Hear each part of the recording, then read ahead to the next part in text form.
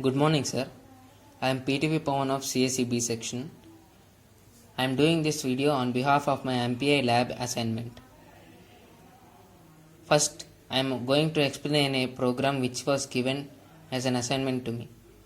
It is write a program on multiplication of two numbers.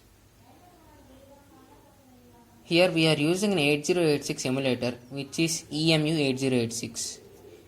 Every assembly level program which is to be written contains three categories. First one is memory model. The memory model defines what is the size of the CS and DS we are using. There are three memory models: tiny model, large model and small model. In tiny model, we have CS and DS as less than 64 KB. In large model, we have CS and DX which are greater than 64 KB. But with the small model, we exactly have CS and DS as 64 KB. So, for this multiplication of two numbers program, I am using a small model which is perfect. And then comes the data part. The data part is where we assign the values the data part is where we declare our variables, and if needed we assign some values to those variables. Here in this multiplication of two numbers, I am using three variables, out of which I am giving values for two variables, and I am keeping one variable as empty for storing the result obtained from my multiplication. Then I am also giving the values for the two variables I am declaring as 0002H and 0202H. With this, our data category has been completed. Then comes to code part. Our code part is where we write the program for our assembly language to perform multiplication of two numbers.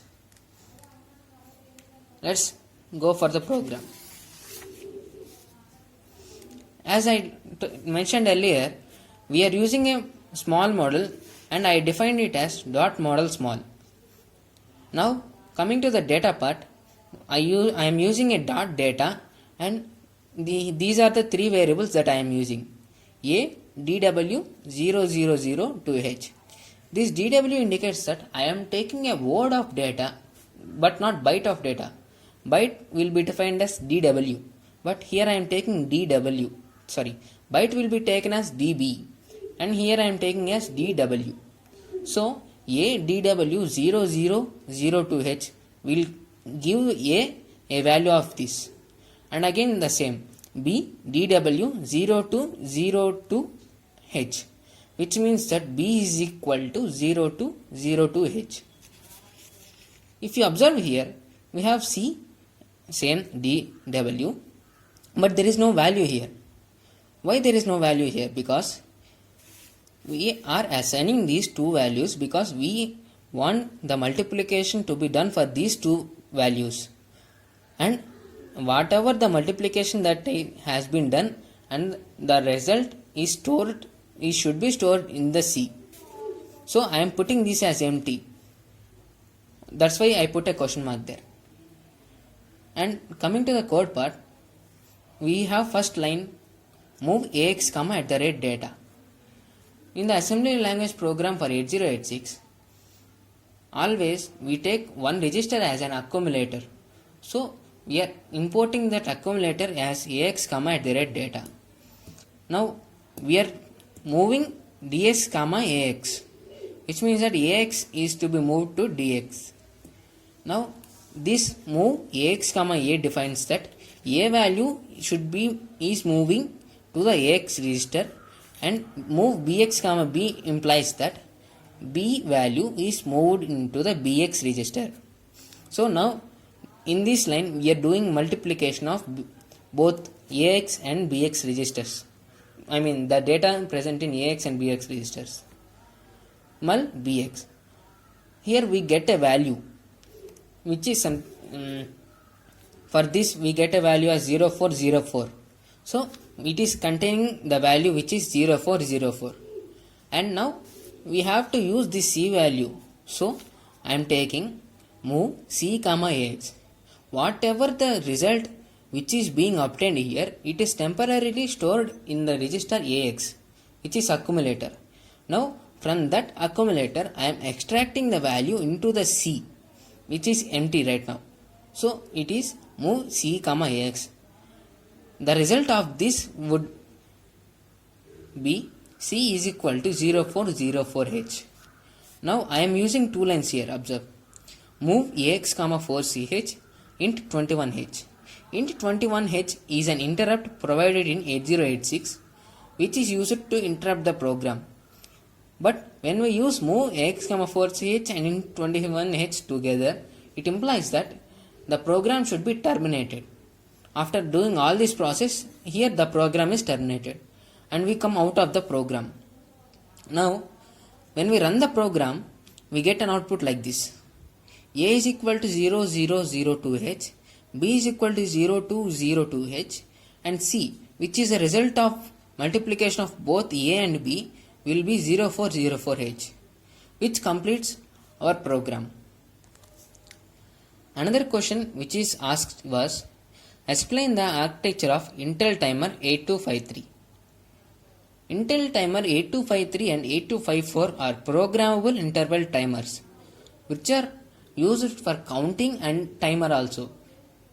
Timer in the sense delay the program and count the number of values. So now Intel 8253 is having 3 counters, which are each 16-bit down counters.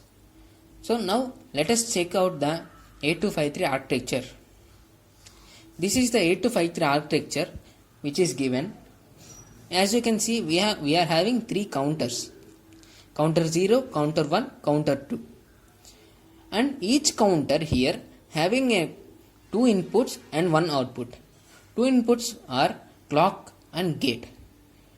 Gate is an input which defines what to do with the counter, and clock is a frequency.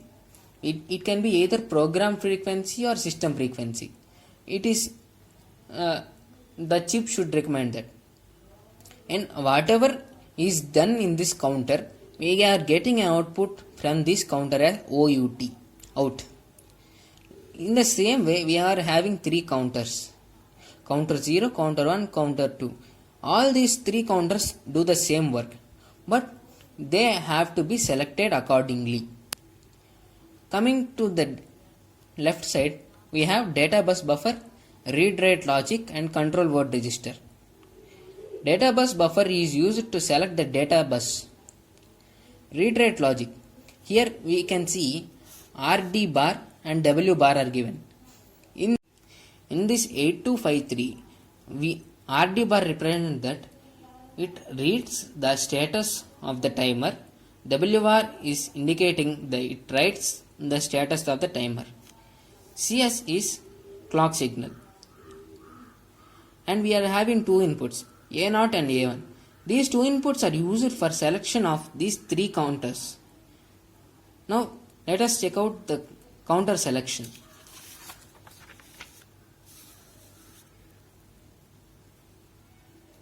Here as you can see, A1, A0.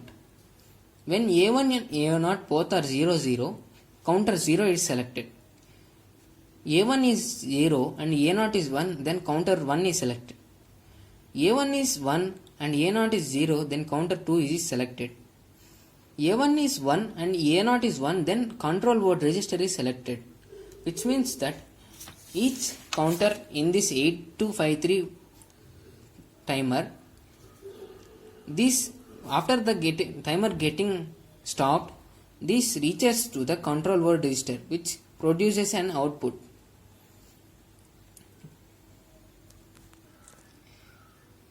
This is an explanation of 8253 timer architecture. Thank you.